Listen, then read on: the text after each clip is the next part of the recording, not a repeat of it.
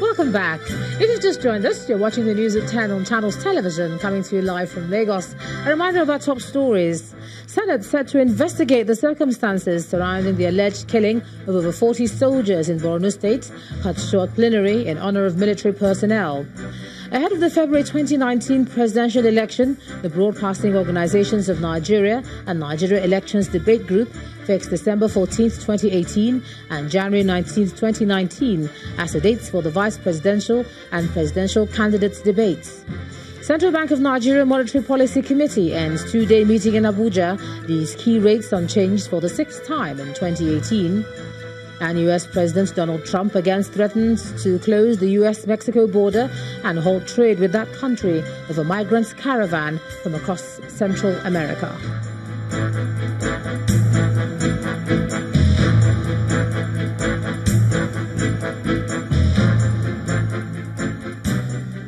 ChannelsTV.com has more information for you, and on youtube.com/channelsweb you can watch our videos.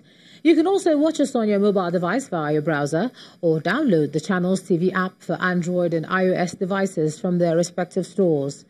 Besides giving you access to news updates on the go, the Channels TV and Channels 24 app have an eyewitness feature that you can use to share pictures, videos or news of happenings around you. Just install the app, then tap and swipe to reveal the menu and follow the instructions. We have some of those pictures, and let's take a look at them. Starting off with this picture from Ikorodu axis of Lagos State, showing the state of the waterways overtaken by weeds. Our eyewitness reporter says that it's making the water channels difficult to navigate, and he's calling on the state government to intervene. And still in Lagos is this photo from Apapa showing the traffic situation as truck owners still park vehicles on one side of the road, making movement difficult for commuters. Our eyewitness reporter is asking the state government to do something as soon as possible. And we're going to end with this image of an ongoing drainage construction in Surulere, also here in Lagos. Our eyewitness reporter wants the work completed while appreciating the state and local government for their efforts so far. For all your pictures, we say thank you, and do send us some more. Now, the report by the House of Representatives Committee on Emergency and Disaster Preparedness has continued to elicit reactions. The latest is coming from the Presidential Political Advisor, Senator Femi Ojudu, who insists that the corruption allegations against the Vice President, Professor Yemi Osinbajo, are political. A statement signed by the political advisor says the allegation is evidence that the opposition are in search of company for their acts of grand corruption, and they cannot find such in the Vice President. He explained that even after Honorable Ali Issa, the chairman of the House Representatives Committee, had admitted that the Vice President was not mentioned in the report, the opposition still found it expedient to continue to attack the reputation of Professor Osinbajo. Part of the statement reads, quote, "Let us remember that the approval granted by Professor Osinbajo was in response to the threat of hunger and starvation based on the information received from the United Nations World Food Programme in April 2017. The organization had issued a warning that it would be reducing its vital support to about 1.8 million IDPs by as much as 85% due to the corresponding reduction in funding by donor countries. Around the same time, the United Nations Commission for Refugees in Geneva also warned of growing risk of mass deaths from starvation among people living in conflict areas." End of quote. Senator Ojudu added that the administration will continue to care for Nigerians, especially those who find themselves at the bottom of the ladder. Ahead of the 2019 elections, the Nigerian Election Debate Group and the Broadcasting Organizations of Nigeria, BON, have announced the dates for the presidential and vice presidential debates. According to the chairman of BON and NEDG, Mr. John Momo, the presidential debate will hold on January the 19th, 2019, and that's after the vice presidential debate, which is scheduled for December the 14th, 2018. Our correspondent Terry Ikumi reports. Since the emergence of presidential candidates who will fly their party's flags at the polls next year, the political space has been charged up with policies, counter-policies, accusations and counter-accusations among the candidates. good to see you. Hi. While it appears that they have been speaking from a distance and to streamlined audiences, the Nigerian Election Debates Group, NEDG, and the Broadcasting Organizations of Nigeria, BON, are offering the candidates an opportunity to debate face-to-face on what they have to offer the country. Our nation is strongest when our leaders are transparent, accessible, and accountable to its citizens, explaining their decisions and answering tough questions. That standard of openness must start long before Election Day. It is for this reason that the Nigerian Election Debate Group and the Broadcasting Organizations of Nigeria are organizing a vice presidential debate on December the 14th, 2018, and the presidential election debate on January the 19th, 2019. The debate would hold at the Transcorp Hilton Hotel Abuja and will be broadcast live on all BON member stations across the country.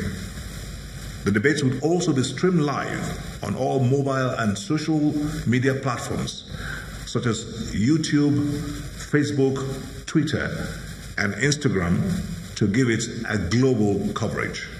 Mr. Momo, who is the chairman of both the Nigerian Election Debates Group and Broadcasting Organizations of Nigeria, explains the importance of the debate. Among others, the debates will focus on the issues that matter most to working families: restoring our economy, providing electricity, creating jobs, securing health care for every Nigerian, making and achieving excellence in every Nigerian school, and ensuring safety and security for all Nigerians. The Nigerian Election Debate Group would set the format and rules of the debate, handle moderation, outline the criteria for political party participation, ensure the objectivity of audiences, and steer negotiations between broadcasters and the parties. Nigerians expect the leaders of all political parties to be challenged in a very public and robust way in these debates. Not just one of them, but a series of them. While there are speculations that some candidates may boycott the debates, BON and NEDG have proposed that proper legislation that will compel candidates to participate in election debates will go a long way towards ensuring that only leaders who are clear on their plans and policies for the people are elected. Terry Ikumi, Channels Television News. And still on the 2019 general elections, members of the Civil Society Situation Room are raising serious concern over what they describe as police partisanship during elections. They believe if left unchecked, it will impact negatively on the credibility of the 2019 polls. The Civil Society Situation Room, which is a coalition of election monitoring groups in Nigeria, maintains that there's an urgent need for the federal government to prevail on the police to pull back on their show of force during elections. We have repeatedly made the point that the security services, as recognized in the 2015 amendment to the Electoral Act, the 2015 amendment to the Electoral Act subjects the security, the police, to the command and control of INEC for election purposes.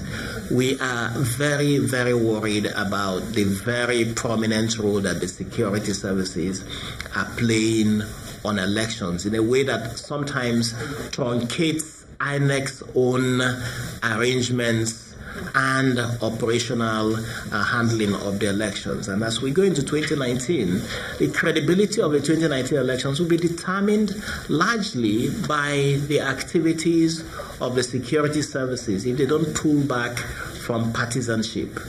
A situation we're very worried about partisanship in the security services. We do not believe that the president has given support to the security services to operate in a way that raises very grave concerns about their partisanship. So we're calling on the police especially to pull back from what is very obvious indications of partisanship ahead of 2019 elections. Away from the elections now, men believed to be officials of the Economic and Financial Crimes Commission have marked some properties said to be under investigation in Ado, the Ekiti state capital. These include a radio station on test transmission, a private hospital, a filling station, a private residential building, and an event center. Some staff at the sealed facilities said their officials told them to continue their activities as the structures were only marked for investigation and not sealed. A member of the Ekiti State House of Assembly, Samuel Omotosho, who claimed ownership of the marked hospital, said it will be out of order for the EFCC to seal his property or link anyone to it. The former governor of Ekiti State, Mr. Ayodele Fayose, has however said none of the sealed structures belong to him, as rumoured. Police authorities say the death of the principal suspect in the infamous Offa bank robbery cannot in any way vindicate the Senate President, Dr. Bukola Saraki, over his alleged complicity in the attack.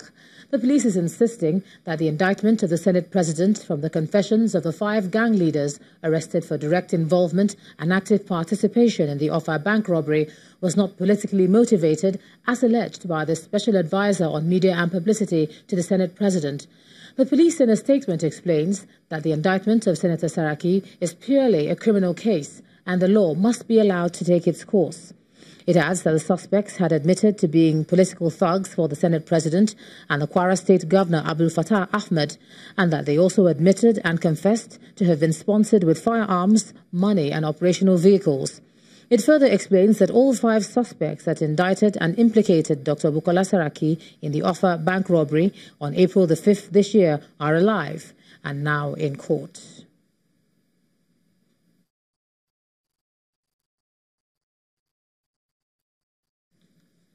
The Nigeria Customs Service says it seized 40 containers of banned addictive substances suspected to be tramadol in 2 aircraft in Lagos.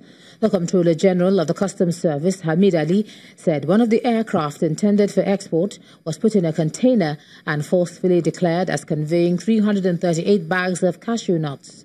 The other aircraft was declared but seized for failure on the part of the owner to present the end-user certificate or other approval. He explains that the service will not only ensure the maximum revenue is collected on all imports, but will also safeguard the security and well-being of all Nigerians. When the news at 10 returns, Central Bank Governor Godwin Emefiele warns commercial banks against money laundering ahead of next year's general elections. And that will be on Business News. Please stay with us.